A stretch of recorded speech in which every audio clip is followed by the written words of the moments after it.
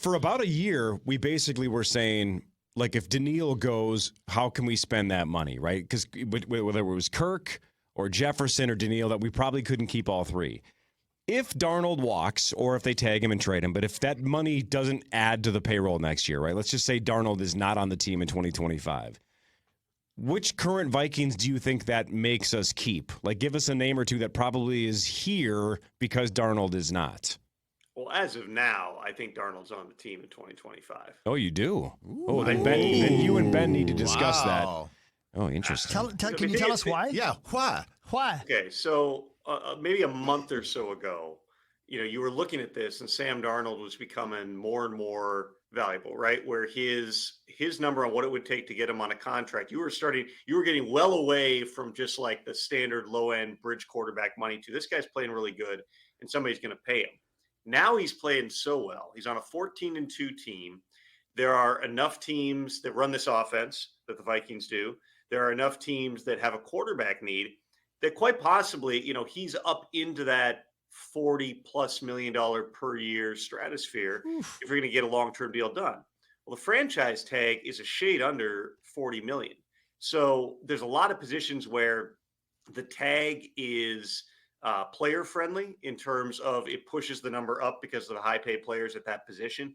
And it, becomes a leverage point for the player. At quarterback, it's very much a leverage point for the team if you have somebody who's performing at the level that Sam Darnold is. I mean, we still got 2 months to sort this thing out before the tags are due. If they go on a run to the Super Bowl, Sam Darnold's going to, quite possibly command top dollar. If they get bounced and he plays badly in a playoff game or on Sunday night, like you guys know, all of a sudden it's going to be, it's the old Sam Darnold. And there is still more not great tape on Sam Darnold than there is on great tape in the course of his NFL career. But right now, with JJ McCarthy, there's no precedent for a rookie first-round quarterback to miss his entire first season because of injury. Not sitting, not taking scout team reps. We're talking no reps, not being on the field at all. I've always believed that in all likelihood, JJ McCarthy would not be the week one starter in 2025, just because that would be asking a lot for a guy who's going to be going a year without playing football. So if you're going to bring in a veteran and you've got Darnold playing at this level, you have the tag at your disposal. See if you can use that and potentially get a multi-year deal done, something to keep Sam here for another couple of years. Give JJ McCarthy time to get fully healthy, to get the reps, to ramp him up like, Vikings fans watch the Packers do on multiple occasions over the past couple of decades here. I think that that's the logical pathway forward. Again, it could still change, but at this point, sitting here today, January 2nd, 2025, I would be surprised if Sam Darnold is not a Viking. Wow. See, and I understand the angle there. I don't understand what you're doing with JJ then. Then I think, yes, it's a good problem to have. You're protecting him and developing him. But for how long? I mean, you're going to get a fifth-year option on the guy. If he gets his first time to start at year 4, that's not enough time to evaluate whether he's your full-time, sign him to a long-term contract type of guy. At some point in time, he has to just get out there and earn his stripes, and you have to see what you get out of him. If you sign Darnold to a 3-year contract and he plays 2 of those years, now you're into year 4 JJ, and you're like, what are we doing here? And you've also got Daniel Jones as a backup. So let's take this comparison, because this was the comparison the Vikings were talking about back before they signed Darnold, which was Baker Mayfield, right? Who's this year's Baker Mayfield? They thought it was going to be Sam Darnold. They were right, and then some. Baker Mayfield went to Tampa on a $5 million deal for 1 year to replace Tom Brady. There were a bunch of incentives in the deal, but it was a $5 million deal. He played well. They got to the playoffs. He still, again, a guy who had ups and downs in his career, so he was not going to command top dollar at that point, but he also had found a place that he wanted to be in Tampa. It was about finding the middle ground to keep him there with an organization after he had bounced from Cleveland to Carolina to LA, organization that believed in him. He signed a deal that was, and I'm going off the top of my head, but I believe this is right. It was 3 years, $100 million. The deal went $30 million in the first year, fully guaranteed. $30 million in the second year with $10 million guaranteed. $40 million in the third year. So in other words, you had the first year was guaranteed Baker Mayfield's going to be the guy. The second year, he's got $10 million guaranteed, but also it wasn't, completely handcuffing the organization if It didn't go well this season, which obviously Baker's played at an outstanding level, and they're probably going to win the division again. But they had it out. With Sam Darnold, again, I think that 14-2 is different than scraping and clawing and getting into the playoffs as Baker Mayfield did. But something along those lines is probably what you're looking at with Sam Darnold, which is okay. Let's adjust it for the cap increase, right? If inflation adjusted, let's say it's 35, 45, 45 for Sam Darnold, so 115 over 3 with full guarantee in the first year, partial guarantee in the second year. Again, they might say we're not doing that. Sam Darnold's a Pro Bowler. Sam Darnold's, one of the best quarterbacks in the NFL. We want $60 million a year. And if that's the case, okay, then we're going to franchise tag it and we're going to go year to year here. But there probably is something to be said, much like Mayfield, for with Sam Darnold after, again, bouncing from the Jets to the Panthers to the 49ers and having the struggles, being with different coaches. And all of a sudden you see the difference. I mean, what's the difference with Sam Darnold this year?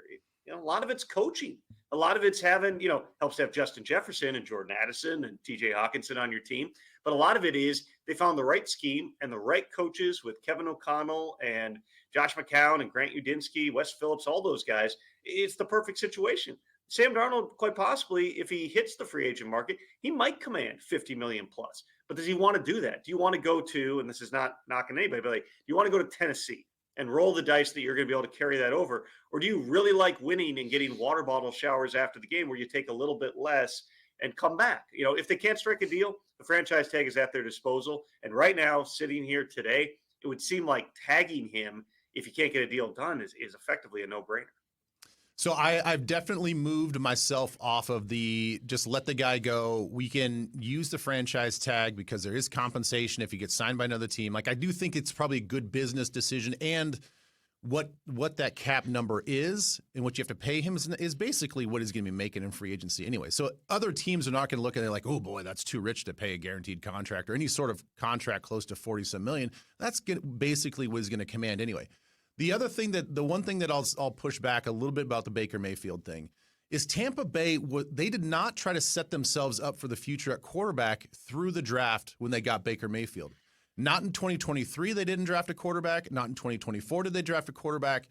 They needed Baker Mayfield to work out, and when he worked out, that's when they rewarded him with a long-term extension. We are in a different situation because supposedly we have the guy with the quote-unquote it factor that we drafted out of Michigan that just won a national championship that is just going to turn 22 years old here in a week and change. That's the difference to me. Here's the question, Ben. Do you want to roll him out there? Do you want to roll him out there week one? Yes. No, week one? No, that's what we got Daniel Jones for. Daniel Jones you have is a team here. That is going to be a playoff team, 14 or 15 wins. Again, we'll see what happens in the playoffs. If they win the Super Bowl, this conversation changes versus they are a wild card and they go to Tampa and get beat. I mean, it is. It's not fair, but reality is, winning in the playoffs is going to change any conversation. I just think that, again, you've watched. Why has Green Bay been successful for as long as they have? Because they've put guys in positions to succeed once they get on the field. And the Aaron Rodgers we saw when he got opportunities in 05, 06, finally in 07, when he took over in Dallas when Favre got hurt, that's when he looked like a guy. But it was year 3. With JJ, he hasn't even had, wash away this year. Next year, JJ McCarthy is a rookie because he's not had any of the reps. One way or another, you have to have another quarterback on this team. I don't see Kirk Cousins coming back for the minimum. I don't think that, a Russell Wilson or Justin Fields, I don't think those are fits. When you have a guy playing at this level, I just don't think you let him get out the door. It's a great problem to have. The fact that you've got JJ McCarthy and you watch him in the preseason. And let's be honest, Sam Darnold hasn't really missed time. He's gotten banged up in a couple of games. You put Nick Mullins out there. But the reality of the NFL is your quarterback's going to get hurt at some point. What better way for JJ McCarthy to get those opportunities, for a game or two here or there and continue that development? But, pushing him out there and saying, well, we gotta make these decisions so we don't want to mess up JJ. I think it's a good problem to say he's not going to play quite as soon as we thought. Well, the fun thing about this conversation is the fact that we're having this conversation and the fact that we're in this, we've got a quarterback that's playing out of his mind right now, and we've got a team that is Super Bowl worthy. So this is super fun to have. I just, again, having JJ on the team, let me ask you this, Tom. as the Vikings, as I look it up right now, our effective cap space for next year is $63 million. We are, 1, 2, 3, 4, 5. We're the sixth highest amount of cap space going into 2025. If we have a backup quarterback in Daniel Jones that you think that you can work some of the same magic to get him ready for the first, let's say, quarter of the season, and then you use that effective cap space to sign an interior pass rusher, a lockdown cornerback, whatever pieces that you want to fill in the supporting cast for this new younger generation of quarterback. I've always said, I said this back in the draft, and I said if we were talking about JJ McCarthy and all the other potential quarterbacks that they could draft, I said Bo Nix and JJ McCarthy to me are one and the same. If you like JJ McCarthy's intangibles and you liked his physical traits, Bo Nix has all those same traits in the same play style. So let's now expand that and pull that through into next season. If you can get some version of Bo Nix performance as a Minnesota Viking in his first year, along with signing other pieces of the puzzle defensively, offensively, don't you think that's a better path going forward for the next 5, 8, 10 years? Well, I would start by this. There's no one else in your team you're going to tag. All right, you have the franchise tag for a reason. I think that, again, depending how this plays out, I think that if you can't get a deal done with Sam Darnold at a reasonable rate, tagging him one way or another to have him on your roster in 2025 makes total sense. You're definitely right. And this is the overall calculus that you're talking about, Ben. That's the reason that Kirk Cousins was not back in Minnesota. The Vikings would have done a deal. It was not going to be at the level that the Falcons offered Kirk Cousins, which in hindsight, obviously very quickly, looks like they regret that decision to pay him $62.5 million this year and give him $100 million guaranteed. But at a certain number, Kirk Cousins would have been back. Once the numbers got too high, once they realized the Falcons were going to pay him more, they cut it off. And that was exactly for the reason you're saying, which is you can pay a guy up to a certain point, but you've got to be able to put pieces around him. And the Vikings' bigger picture strategy here, once they pivoted off of Cousins, was very much in a structure where you were going to have a young quarterback who is on a rookie deal, and you're going to be able to spend on all those other positions for the next 3 or 4 years. But when you bring in Sam Darnold, you're also not anticipating this guy's going to be a top 5 quarterback in the NFL. I mean, that's great, but you kind of discovered plutonium by accident here. He ended up being so much better than anybody realistically could have thought he would be, and this team ended up being so much better that you'd be. I think it'd be malpractice to not consider pivoting a little bit on that strategy. Listen, they're going to look a lot different next season on defense in particular, because again, we don't know what the deal is going to be with Harrison Smith. As long as he wants to be on the team, they're going to find a way to bring him back. But he's played a long time in this league. He's having fun. I saw him in the locker room the other night. But, he's going to have to make decisions, and it's going to be, are they willing to pay him a number that he's willing to accept and come back? What's the future for Stephon Gilmore on this team? What's the future of Byron Murphy, who's another guy who's probably going to get paid? Then you got to decide there. You have all these different things that you have to take into consideration here. And I do think that are you going to be able to get Cam Bynum back? He's dancing his way into probably a little bit bigger payday as he's an international celebrity now. These are all, things that you have to take into account here. I just think that the quarterback position is too important to say this was our plan.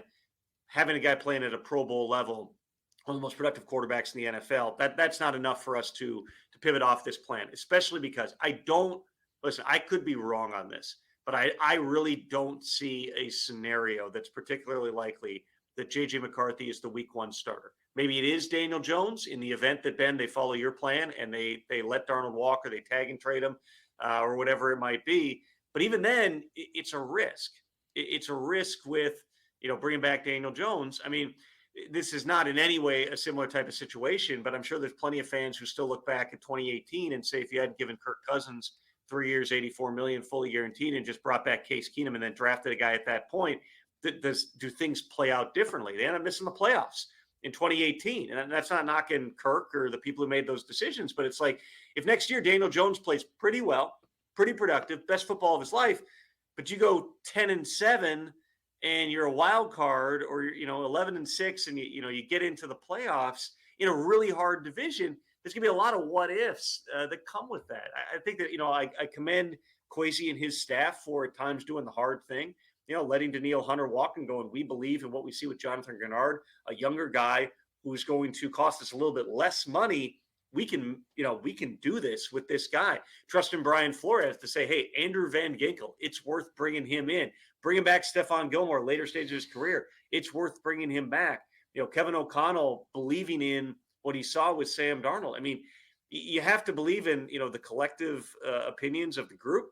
It's very much founded in, I hate to use the term analytics because it gets thrown around so much, but it's very much, the numbers game that they're willing to play. It has worked when it comes to, the veteran free agent plan. It's just, it's a big gamble, and you're gambling, with a team that right now looks like they might be Super Bowl caliber. To say we're going to take the quarterback off and just bet that Daniel Jones can, get similar types of production, because what Sam Darnold's doing right now, frankly, it's special. Real quick, one time for one more, Tom, just real quick. Yeah. Tom Pelissero, thanks to our friends at Bell Bank. Nominate your charity to pay it forward to Bell Bank at KFAN.com, keyword Bell. Thank you, Bell Bank, $1,000 to a different charity every week. And thank you, Tom, for being a part of the show all year long. So just bare bones us. What do you think happens on Sunday night? Do you think the Vikes got enough to beat Detroit with their injured defense? I mean, it's probably going to have to be a shootout. The Vikings have not had correct me if I'm wrong, I don't believe they've given up a 40-point game this season. I don't even know if they've given up a 30-point game. They've been, really good defensively. And a lot of that comes down to Brian Flores and his scheme and all the different ways that, as I talked to the Packers there, Josh Myers last week going into the game, he's like, they confuse you. Still have one guy playing three different positions on different snaps, and they will show you so many different looks. That's a lot of what, Flores has been able to do. Ben Johnson is kind of the same guy. I think those two are very, very similar in terms of their approach, in terms of kind of the Joker-like chaos theory of it, that we'll do stuff you have not seen, and we're going to challenge you to react to it. The Lions put so much stuff on tape. People wonder, why is Ben Johnson? Oh, you're in a game against a team that's out of the playoffs. Why are you busting out this hook and lateral? It's like, well, number one, he's putting so much on tape, you got to prepare for all of it. Number two, he's got something off that play that he's going to save and run in the playoffs somewhere out there. So I think that's a fantastic battle to watch play out here. And then, the Lions defense is so beat up. They might have Alex Anzalone potentially back this week, which would be big for them at linebacker, but they don't really have a pass rusher. They got Za'Darius there. But he's not Aiden Hutchinson at this stage in his career. So they've got to generate some pass rush. I think that, this is going to be high level coaching on both fronts. It's going to be a chess match type of game, and it's going to be a physical fight, because whatever the Lions are lacking, they don't have David Montgomery. They don't have almost their entire defense, but they will come at you and they will beat you up and they'll take the physical fight to you. They're going to be on a short week, coming back from a West Coast game where they decided, despite nothing being on the line, to play everybody and to show, hey, we're gritty. We fight no matter the circumstances here. There's an energy level thing. They'll feed off the crowd. I got no doubt about that. But, they've got a lot of mileage on them. They had a really early bye. Do they have it? Can they dig deep and find it? Nobody's going to get more out of their team than Dan Campbell. But Kevin O'Connell, Brian Flores, that entire unit with Minnesota, they've done a fantastic job too. I don't have a game pick for you. I don't make game picks anyway. I can see this being, one of those games that's, it could be a first one to 30 type of situation. I'm not going to say first one to 40 because we just haven't seen the Vikings have a game like that, but it might be a first one to 30. There's going to be points scored. It's going to be a lot of fun. And remember, guys, the biggest part of this, somebody is waking up on Monday morning, sleeping in. Somebody's waking up at 10 a.m. and chilling and feeling good. We got a week to get healthy, get right, and we're 2 wins away from the Super Bowl. The other team's waking up at 5 a.m. and the coaches are in the office and they're scheming up for what potentially could be even a Saturday playoff. It could be Sunday or Monday too, but it could be like a 5-day type of a week here. That is a big, big difference. This is gonna feel like a NFC Championship caliber game, and it kind of is, because this is the difference between your fate being on the road and going into tough buildings and not having any time to rest, and having a pathway where it could be 2 games at US Bank Stadium for a trip to New Orleans.